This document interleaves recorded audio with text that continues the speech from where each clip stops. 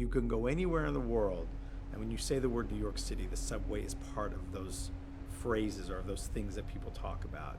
There's 1 million people that pass through the transit system every day, depend on the transit system as their means of transportation. It's a busy city, it's a tough city to get around in. It's the bowels of the city. It's exciting and it's dangerous. You certainly can't beat New York City Transit when it comes to filming. We have flavor that you cannot capture any other place in this world. Without the subway system, the city comes to a grinding halt.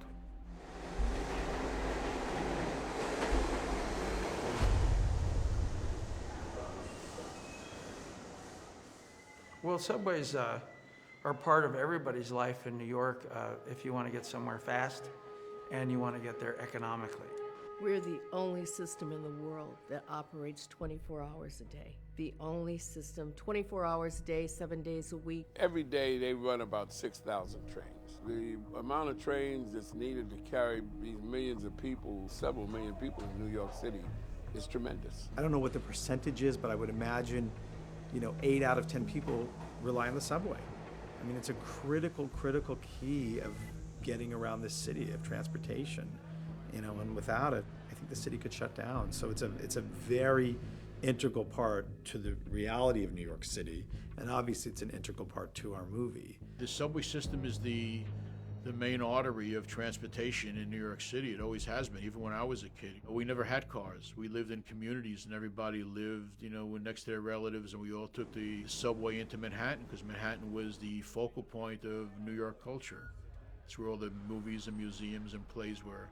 And to this day, you find the same thing happening. People that live in the city don't necessarily have cars, and if they do, they choose not to drive their cars into Manhattan, and a lot of people still take the subway into Manhattan. Where else in the world can you go from the beginning of the Bronx all the way to Brooklyn? And you can stop in the middle along the way downtown in Manhattan, in Queens, for $2 now. I've grown up on the trains and buses of this city all my life, and till this day, I still get on the train. Matter of fact, just yesterday, I was on the train, because it's a quick and easy way to get around.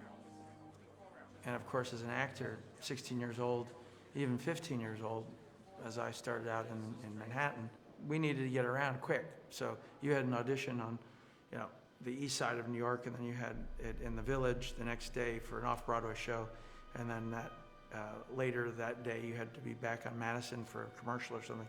You had to get around Manhattan quickly, and then back home.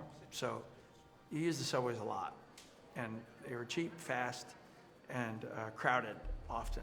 As a young adult and an adult, I took the 2 train from 241st Street and White Plains Road. I knew every stop, 241st, 238th, 225th. I said to myself, whenever I got $2 to rub together, I was going to never take the train again because I had to take it. I used to hate having to take it. I almost got robbed on the train. I did everything on the train.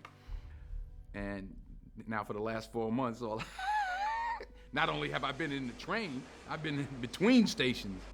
Back in the day, I used to sneak on the train all the time, onto the D train and right up to Yankee Stadium when I was a kid. And after the game, walk down one stop from the stadium and sneak on the train there, sneak back. But you're a kid, you get on the trains, you ride between cars, you sneak down the side, you never went too far. So it was interesting after all these years, 30 years later, whatever it is, to be on the subway. I mean, I've been in the subway the last 4 months. Safety was a huge concern for the MTA, and always is for us in the film business too. We work in environments that the general public doesn't go into. 100 people down there every night, all wanting to be back in bed, not be down stuck in the subways in New York in the middle of the night. When you have as many people that this production has down on the tracks, believe me, it is a major challenge. The danger itself is always just being on the tracks, tripping hazards, grease, stuff like that people who are not used to walking down there, and sometimes even people that are used to walking down there, if they get a little careless, something like that can happen where they can slip and fall. The movie basically started off for us going into a track class for 12 hours. You learn about the third rail and how at any and all costs you stay away from the third rail. And you learn about the little alcoves that you tuck in when the trains are going by and the different safety apparatuses that are along the way if something happens. And you learn about the danger of it and how real it is. It's to teach you how to be safe when you're on that track. It's how to walk safely, how to protect yourself when you're on the tracks. At first you kind of thought, well, do I really need 8 hours worth of education on subways? But when you look at the tragedies that have happened in the subways of New York with workers, you get the idea that, well, maybe there is something I should pay attention to. Tony had been working and flew in on a red-eye flight and came straight to the class, and so it was a big challenge for him. We had to all help him stay awake. I fell asleep numerous times. I failed the class. There was a lot of information, and then they took the whole class onto the tracks with these safety vests and flashlights and helmets and all this stuff, and we went down and had to do what they call clearing up, which is there's a train's coming by, you have to stand in an area that's got enough clearance that you don't get hit by the train as it comes by. Nowadays, the brand new trains are so quiet that you can be out there and the train will be up on you without you even knowing it. Even them going by at like 10 miles an hour, there's something a little scary about it. So they put me between two trains, one going 40 miles that way, one going 40 miles out this way. They're standing in this little arch tunnel. It's weird, it's very claustrophobic. Those trains going at that speed, and you've only got maybe a foot either side of you with these trains blasting. You don't realize how big they are because on the platform you're raised up, whatever it is, 6-8 feet, so you're raised up to the door level. But when you're on the tracks, you're down here. They're monsters. And they're rolling 40, 50 miles an hour. And the wind, can move you around. I mean, you got to brace yourself. It was dangerous, You step the wrong way, you get hit by a train, and you touch the third rail and you're over, We learned how to work down on the tracks with the live third rail. The third rail is always your biggest nemesis down there. You always have to treat the third rail like it's always on. You never take it for granted that it's off. The third rail supplies 600 volts of DC power that energizes the train. You got 600 volts of direct current running through that third rail, and in a rush hour, the amperage is up to about 10,000 amps. The more we worked in there, the more aware I got because I could see what was happening. People start getting relaxed, and they showed us a photograph of what happens if you hit that third rail, and it ain't nice. There's different operations to remove power depending on where you go. It's all related to safety and communication. Nobody can enter the tracks until it's confirmed that the power is off and secured. We take a lot of safety precautions. We don't take any chances. You learn to respect the rail. What I mean by respect is always treat it alive, whether it's de-energized or energizes. Always treat the rail as if it's alive. You'll never get hurt. People are just stepping over it, and I'm like, I assumed the whole time that all rails were alive. So that's the way I operated. Walking in a subway tunnel with lights behind your back or in front of you, there's a lot of shadow effect. There is a lot of tripping hazards down there, and you have to be cognizant of your location and your position, and you just can't step out without looking as to where you're going. It's a dangerous place to be in. It's so loud and noisy, you can actually get lost down there. And suddenly you lose orientation, you don't know where you are. And so the MTA have been very, very cautious about how we work down there. It's so easy to get hurt down there. If you're tired, let's say you step the wrong way, you're not paying attention. But all the guys that ran the show down there, the MTA guys, we had, people watching and people warning. I think we trained about 300 people for this movie. That was a challenge in itself. I think at the end of the day, I was kind of glad because I felt more confident being under there, and maybe naivete or lack of knowledge would have hurt me if I didn't, because I was running around the subways more than anybody else was, literally. Whenever I could, I pushed to shoot in the subway. Pelham 123 has been in this system more than any other film has been in the system. I believe that we have given this production company more than we've ever given any other production company. Of course, our main function is to move people, and we really can't inconvenience the people by taking large segments of track out of service. So what we have to do is we have to find areas where the production company is going to be comfortable in getting their shots and accomplishing their task. On our very first scout, we went to look at tunnels that they had available for us to shoot in Brooklyn on a 4-track system where they were going to give us a couple tracks at night. There was also a yard below ground there where there was different sections of track that we could use for sequences as well. We shot at Hoyt Street, of course. We're shooting at Church Avenue on the express tracks, which are nominally used. They're not, it's not a major thoroughfare for trains, so we're able to occupy those tracks at night, which gives us a little flexibility and gives them a little variety as to some of the shots they could set up. There was a tunnel, one of the subway spurs that came up under the Waldorf Astoria, and it was used by, among others, by President Roosevelt.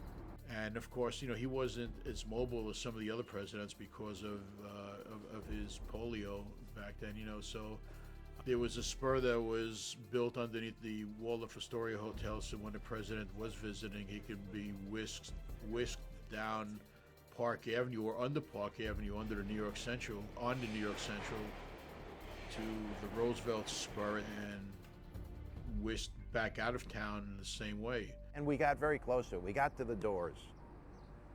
We were never allowed into the tunnel itself because I believe it's still being used. We have used tracks this time that we've never used before, and they're the tracks that lead into the Transit Museum. The museum is fed with 600 volts of DC current from the third rail.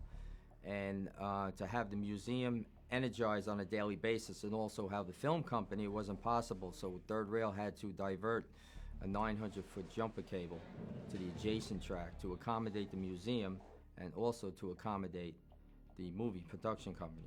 That was a big project, getting the cars in and out of the museum in order to do the shot, because those cars are usually non-operating cars.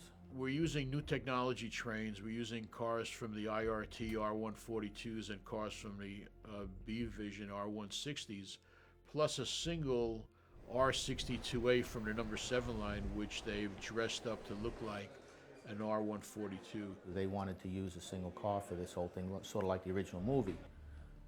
We don't have any except in the Flushing line. That's the only place we have a single car. The MTA very, very kindly allowed us to use that single car because it's the only train that will run as a single car on the track. They allowed us to basically build our own train inside and put a whole exterior on the outside of that train, which I don't think has ever been done before here. So we had to take one car and get it designated for the movie, and in turn they had to transfer that car from the Flushing line to 207th Street, where car equipment gutted the train, gutted the car, and then the movie company came in and they refurbished the car to make it look like the new equipment, because that's what Tony Scott wanted to, I guess, enhance, was the new equipment. And we couldn't give him the single car with the new equipment, so this was the next best thing. We usually don't run those cars around by themselves. To run that from Ocean Parkway to West 8th Street or almost to Stillwell Avenue by itself was kind of interesting. The MTA were fantastic. They let us do things that they'd never done before, so they gave us real trains to play with. They gave us live 4-track systems, the local trains running back on the outside tracks, and we owned the 2 center tracks. In this particular movie, there was so many countless meetings on making sure we had the right equipment available for the crew to use, the right locations, the right amount of flagmen that were needed to protect everybody, because don't forget, we do have the trains are running in and around us. You couldn't do this movie without their commitment to wanting to do the movie. It's a huge undertaking. It takes a lot of their resources, obviously. The people that we've met along the way have just been fantastic. They all remember the old movie, the Walter Matthau version, and now with Tony and his work being known for the excitement it brings, they've also become excited about being a part of the movie. It seemed like everybody was just out in front about helping. Everybody wanted to lend a hand in this movie. It just felt like everybody wanted to be a part of it. I know that I was the one that said, if you bring this film here, and I meant that, if you bring this film here, we will give you almost everything you want. And we have given them everything that they have asked for. We've said no, but let's find a way to make this work. We've always come to a happy medium. The MTA workers are great workers, and they know what they're doing. And they have the last word ultimately. I respect the people that work down there. The hell of a job that they have to maintain a system like that and to be safe. It was logistically very hard, you know, but the MTA, who became the Pelham family, that were great. We've got our core group in there, and they're all fantastic. They gave me everything and more than they'd given any other film that's ever shot there.